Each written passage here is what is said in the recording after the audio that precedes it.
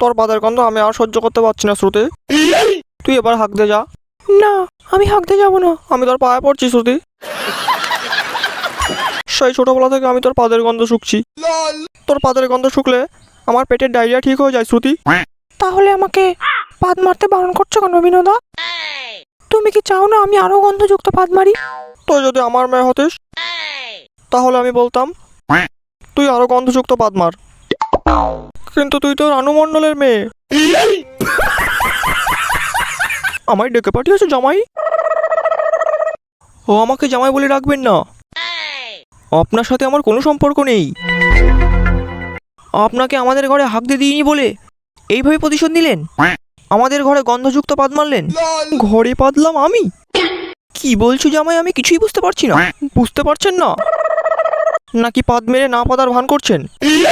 এতদিন আপনাকে ভুল বুঝেছিলাম, এখন বুঝতে পারছি আপনি কত বড় লেভেলের পাদ মারানি।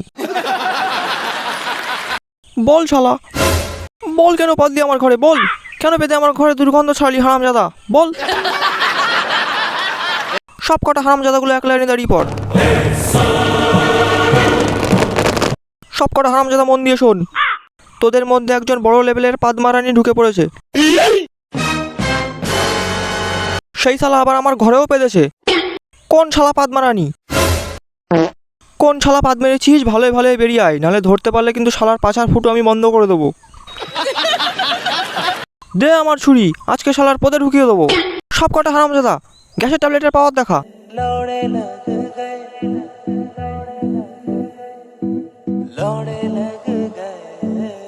ইয়া, পেয়ে গেছি মালটাকে।